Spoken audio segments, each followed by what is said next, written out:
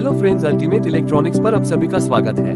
Friends, इस video में आप देखेंगे कैसे घर में 3 वोल्ट से लेकर के 120 वोल्ट तक का एलईडी लाइट ड्राइवर बनाते हैं। तो फ्रेंड्स, वीडियो को एंड तक देखिए और वीडियो अच्छा लगे तो लाइक, शेयर और चैनल को सब्सक्राइब जरूर करिएगा।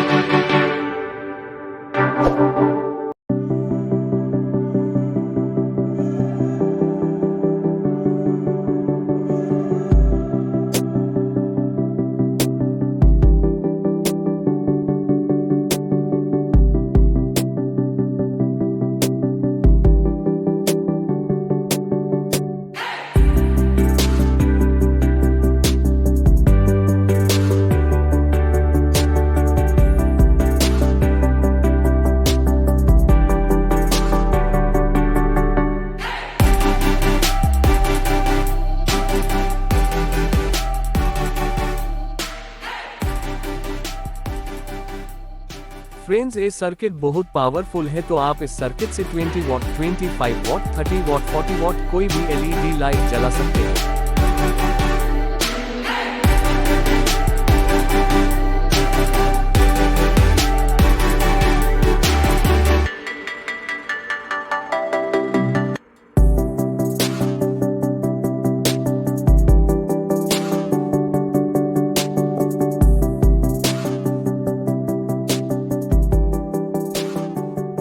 फ्रेंड्स, वीडियो को एंड तक देखने के लिए आपको बहुत बहुत धन्यवाद।